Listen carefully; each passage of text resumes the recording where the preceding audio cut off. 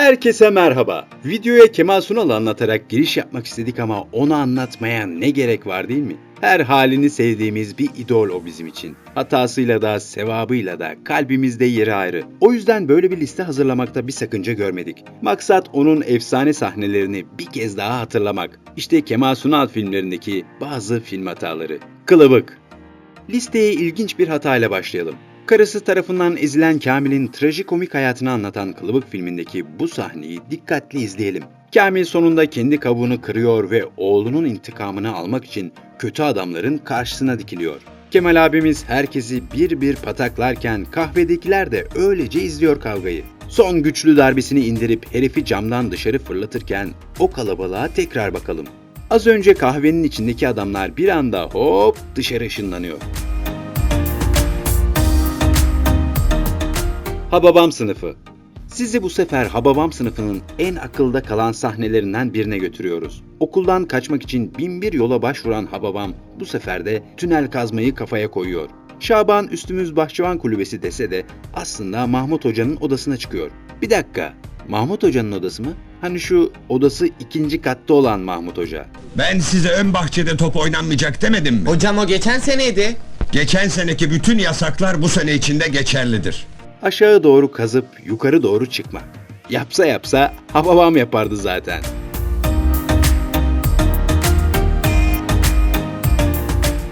Yüz numaralı adam. Şu an izlediğiniz sahne tam bir centilmenlik örneği. Şaban, Oya Aydoğan'ı bu çirkin hareketten kurtarmak için yer veriyor. Tam bir centilmen. Öyle ki gömleği yakasına kadar ilikli. Yoksa değil mi? Tamam, ilikliymiş, pardon. Bir dakika. Yeter ama. Bir karar verin artık. Sevimli hırsız. Filmlerdeki birçok hata plan ve sahnelerin devamlılığıyla alakalı oluyor. Film çekmek kolay iş değil. Her şey her zaman mükemmel olmuyor. Bazı hatalarda film ekibinin hesapta olmadan görünmesiyle olabiliyor. Mesela bu sahnedeki dikiz aynasına bakarsanız onlardan birini görebilirsiniz. Büyük ihtimalle arka koltuktan oyunculara sufle veren bir set çalışanını izledik. Gol Kralı. Aziz Nesin'in aynı adlı romanından aktarılan bu film, kendini sevgilisine beğendirmek için futbolcu olmaya çalışan Sait'in komik hayatını anlatıyor. İzlemeyenlere önerir, izleyen ve izlemeyen herkesse bu sahneyi dikkatle izlemesini tavsiye ederiz. Kemal Sunal uzun ve dağınık saçıyla odaya dalıyor ve hocasıyla konuşuyor. Ya hocasına saygısından ya da film ekibinin devamlık hatasından olacak ki o dağınık saçlar şimdi güzelce taranmış. Özellikle bu filmde bolca hata görmek mümkün. Mesela Kemal Sunal'ın çıldırıp etrafı dağıttığı bu sahne.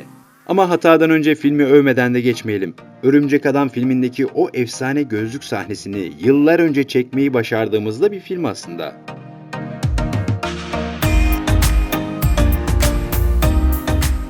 Hataya dönecek olursak Kemal Sunal eşyaları fırlatıyor. İyi güzel de kırılırsa yenisini bulmak zor. Bu yüzden olsa gerek onun fırlattığını set ekibi güzelce yakalıyor. Devlet kuşu. Tapon bir karı bulmuş parayla oynuyor. Öyle olsa o. Bana bak, senin dilinin altında bir şey var. Söyle bakalım. Bizim oraya apartman yaptıran herif var ya.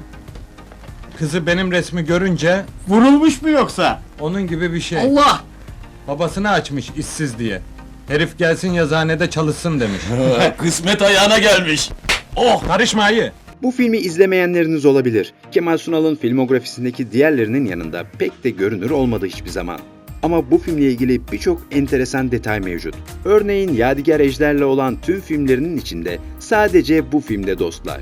Ejder'in Sunal'dan tokat yemediği tek film diyebiliriz Devlet Kuşu için. Yanlış bilgi için özür dileriz. En iyisi sahnedeki hataya bakalım. Aslında hatanın kendisi bizim yerimize bakıyor sahneye. Gerzek Şaban. Ne oldu Hamza abi, hasta mısın? Gözüme karabiber kaçtı, göremiyorum. Yıkadım, para etmedi. Gel otur şöyle. Ay, koş bana bir doktor getir. Şimdi abi. İşte görmeye alıştığımız Yadigar Ejder bu. Kötü, savunmasız ve Kemal Sunal'ın gazabına uğramış. Yazık, ne yapsın, arkadaşı da yardım etmeye çalışıyor ona. Ama yardımcı oyuncunun gömleğinde bir terslik olmuyor mu sizce de?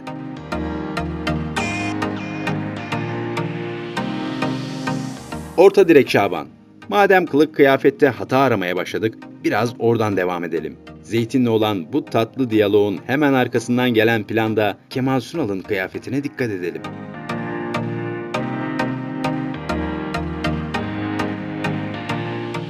Atla Gel Şaban. Bu sahnede Turgut Özatay Kemal Sunal'ın tüyolarını gizlice dinlerken biz de onun kravatına çaktırmadan bakalım olur mu? Bir yandan koşarken bir yandan kravatını değiştirmediğini tahmin ediyoruz. Sakar Şakir. Ulan Sakar Şakir, etmediğin kalmadı şu gardırop Fuat'a. Kafasına bir kova yoğurt döktün, şapkasına aleve verdin, bir de kalkıp adamın şapkasını işedin. Sinema tarihindeki en baş belası karakter sen olabilirsin Şakir. Birçoğumuz gülmekten fark etmedik belki ama şapkaya işeme sahnesinde de bir hata gizli. Belki bu sefer daha dikkatli izlerseniz siz de görebilirsiniz.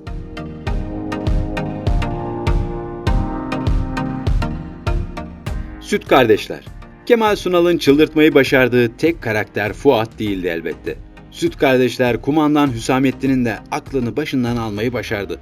Hem de daha ilk sahneden itibaren. Ama bu sefer onlara değil de Şaban'ın hemen solunda duran Ramazan'a odaklanalım. Bir önceki planda Şaban'ın solunda duran Ramazan'ın yerine şimdi saçı kısa bir figüran duruyor.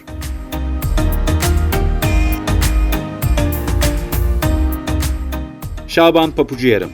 Şimdi de Şaban Papucu Yarım filmine gidiyoruz. Birçok filmde kadraja giren set çalışanı, set araç gereçleri gördük ama bu kadar bariz görüneni nadirdir. Sahne gece çekildiği için elbette yapay bir ışık gerekiyor. Sahne için gerekiyor ama gözümüze sokulmasa daha iyi olabilirdi.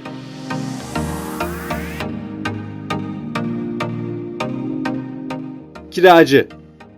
Sizin konut sorununuz çözümlendi. Ama milyonlarca kişininki sürüyor. Buna ne diyeceksiniz? Siz sahte bir kahraman mısınız? Az önce söyledikleriniz hep palavra mıydı? Sırada dramatik bir sahne var. Kemal Sunal'ın oynadığı karakter geçim derdinden dolayı intihar ediyor. İnsanlar onu ikna etmeye çalışsa da nafile.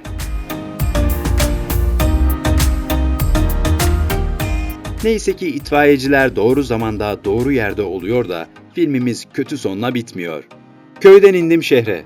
Tabii çamaşırımızı, neyimizi kendimiz yıkıyoruz. Çok zor oluyor efendim. Alışmamışlık tabii değil mi? Tek başımıza kalınca ne edeceğimizi şaşırıyoruz. Kolay gibi gözüküyor da. Geldik son film hatamıza. Videomuzu Kemal Sunal'ın en komik, en geniş kadrolu filmlerinden biriyle bitirmek istedik. Bu filmi belki de defalarca izledik ama bu hata gözden kaçmış olabilir. Hop! Gördünüz mü? O kim öyle? Hırsız mı yoksa? Gayret! Saffet! Yetişin oğlum, altınlar gidecek. İnşallah hırsız değil de sadece oradan geçmemesi gereken bir set görevlisidir. O kadar emek boşa gidecek yoksa. Evet, böylece listemizin sonuna geldik. Bu tarz videoları daha çok görmek istiyorsanız kanalımıza abone olabilir ve bildirim zilini açabilirsiniz. Sağlıkla kalın.